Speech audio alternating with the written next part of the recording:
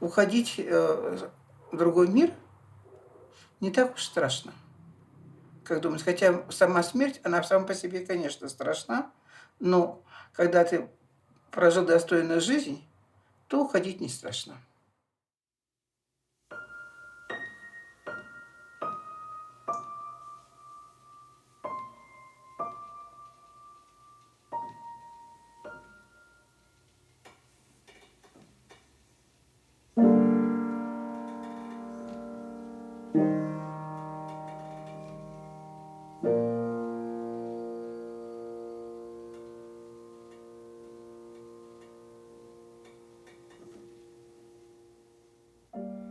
Я считаю, что я не напрасно прожила свое время. Достойно воспитать своих детей и внуков – это большая удача.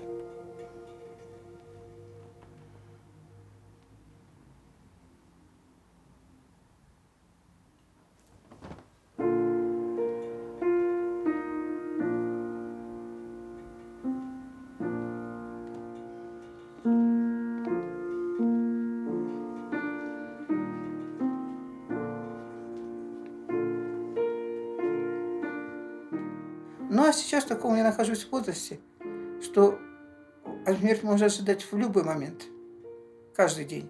Потому что, имея больное сердце, я могу говорить, что смерть можно ожидать каждый день. Но уже чувство страха, оно притупилось. Более того, в настоящее время, когда живешь, то ценишь каждый день. Вот думаешь, вот еще один день прошел, и он прошел хорошо, и этому дню радуешься. Хорошо, что если будет и завтра такой же хороший день. Удовольствие того, что вот сидят за столом все твои родные, дочери, внуки, зять, а ты радуешься, что они все рядом с тобой. Радуешься каждому дню. Вот научиться радоваться каждому дню и не думать о том, что когда-то наступит, то это самое лучшее чувство.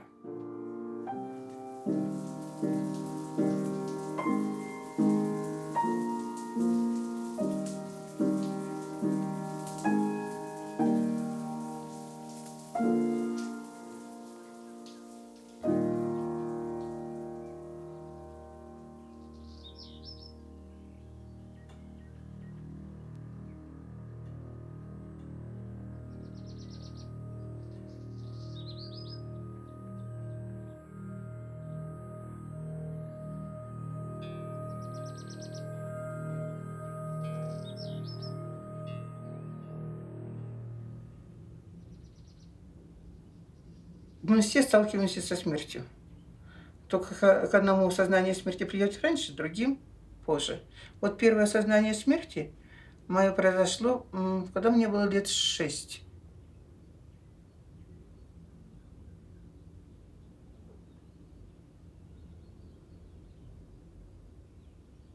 В этот день был очень пасмурный, холодный, и везде были приспущены флаги, и весь день была траурная музыка по радио.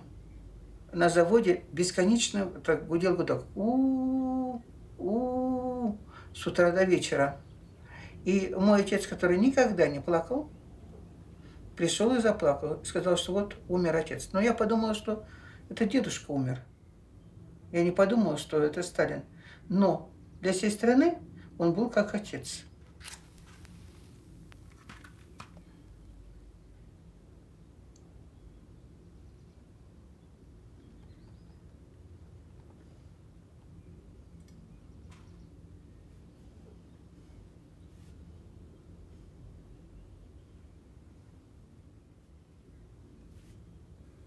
И поэтому, как бы мне в душу закрылся такой страх и печаль, что кто-то может умереть из близких.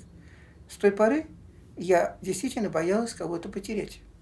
И сама боялась смерти. Мне казалось, что смерть где-то рядом. Тогда все говорили, только бы не война.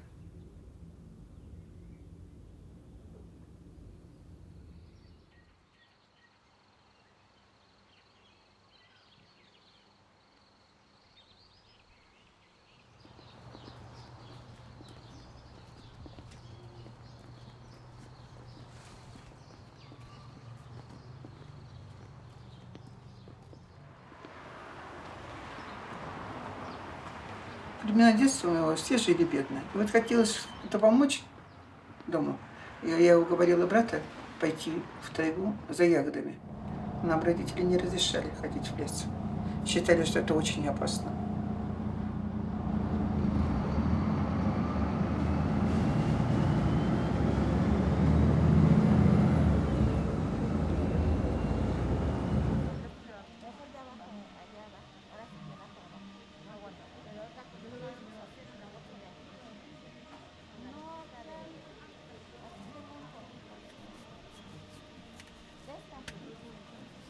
Ну, я уговорила брата. Мне было лет 12, брату лет 8. И мне казалось, ну что такое, сходим и наберем ягод. И чем мы дальше мы углублялись в лес, тем становилось опасней. Когда мы так повернулись со всех сторон, а уже ничего нет. Уже нет того места, где мы откуда пришли, уже кругом были только огромные деревья.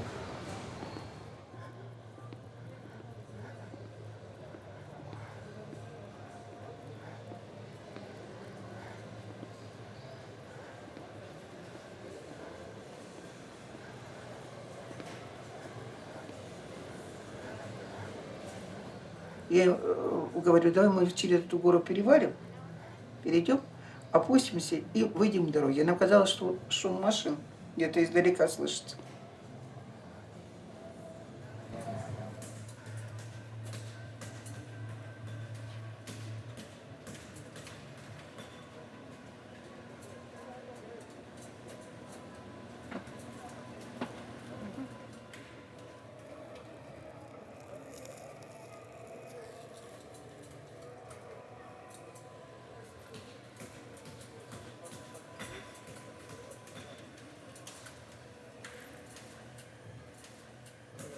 Gracias, señor.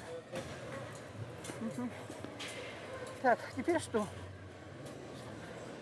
Что мы и делали? Мы шли. Мы шли 6 часов, мой брат уже не мог идти. А я чувствовала ответственность за него. Queso Oaxaca? 4.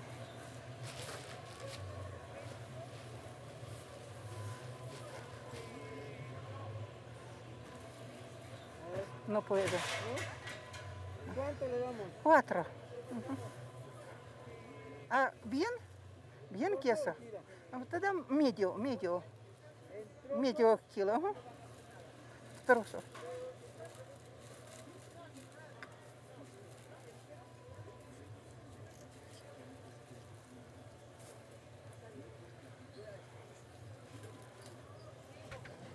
В конце концов, мы только к вечеру вышли на дорогу.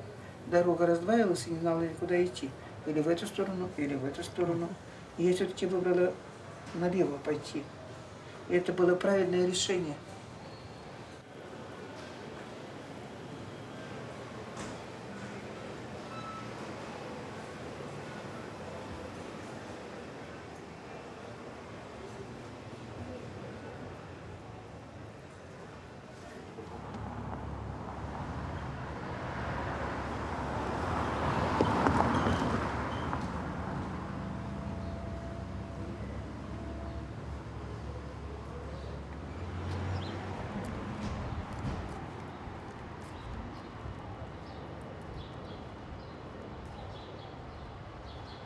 Обычно человек не желает смерти.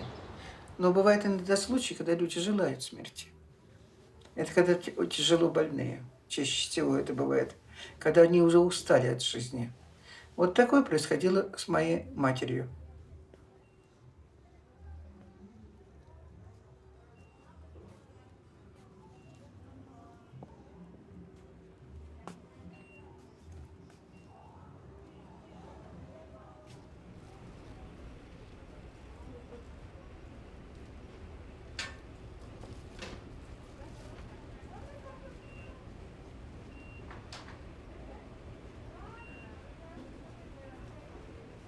Моя мама сломала шейку бедра. Шейку бедра и практически была неподвижна. Она лежала в кровати 4 года. И ей очень это не...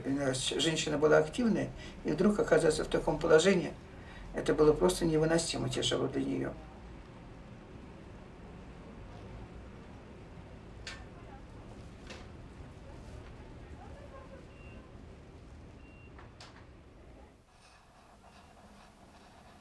И вот купила нитки, ткани. И говорю, мама, вышивай, я тебе все купила, только занимайся хотя бы чем-нибудь. Нужно как-то отвлечься. Она уже не хотела смотреть телевизор, не хотела читать книги, ей все было неинтересно. Она вроде взялась вначале вышивать, потом говорит, да мне это неинтересно, мне это скучно. Я говорю, ну тогда вяжи. Давай я тебе куплю нитки, ты будешь вязать. Хотя бы какие-нибудь кофточки, там, носочки. Но хоть что-то, ты должна хоть что-то делать.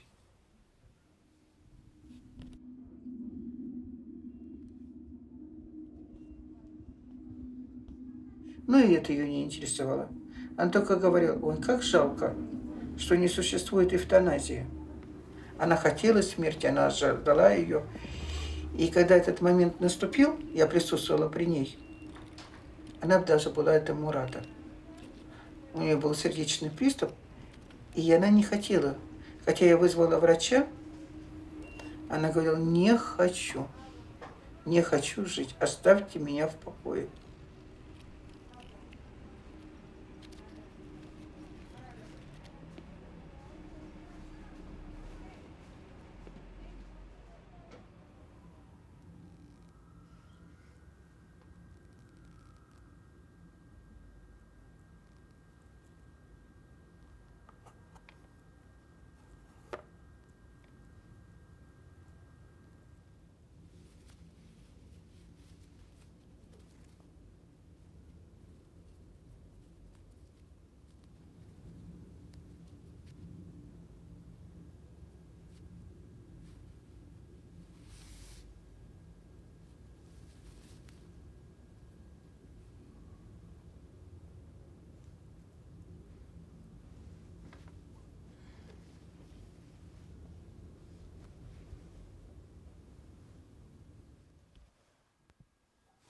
Чаще всего смерть приходит неожиданно.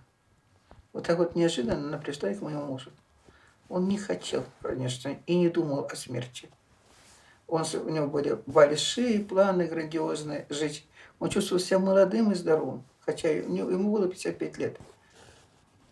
И когда случился с ним удар, инсульт, это было, конечно, неожиданно. 9 дней в больнице, в госпитале, боролись за его жизнь. 9 дней. Ну, он так в себя и не пришел, и умер.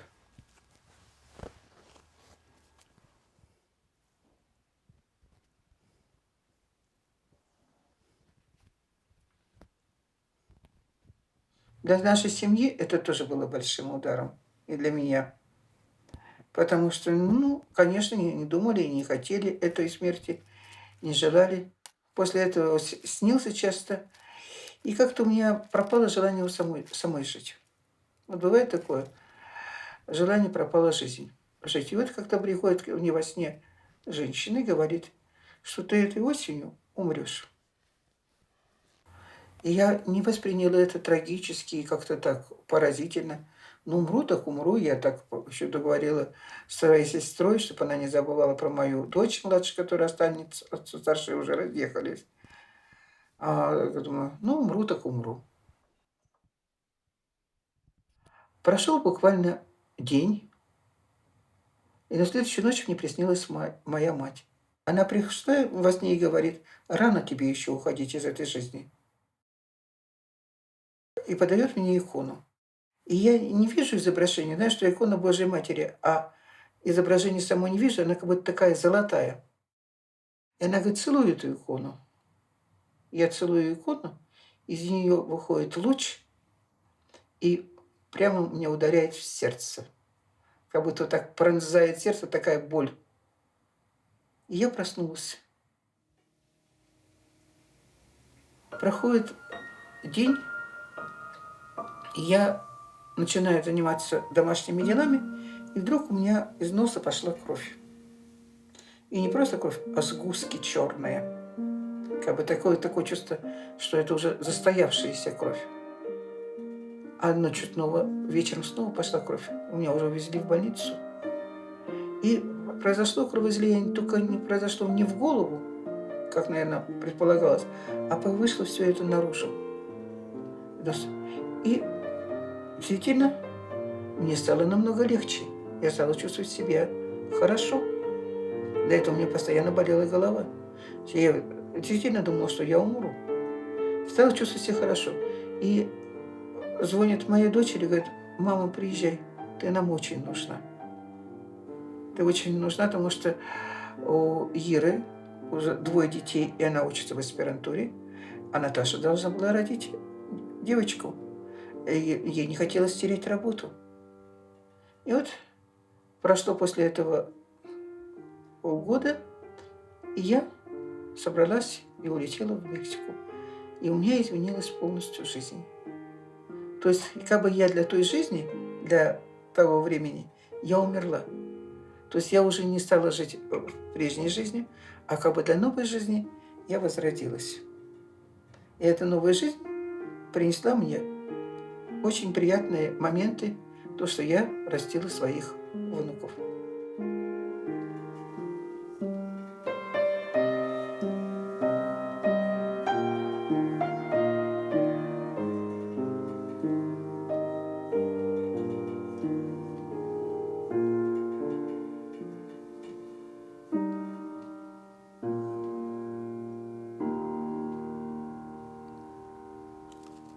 У меня есть более сотни вышитых картин, которые по своему стилю не похожи на другие. Но может возникнуть так, что они никому не будут нужны, их выбросят.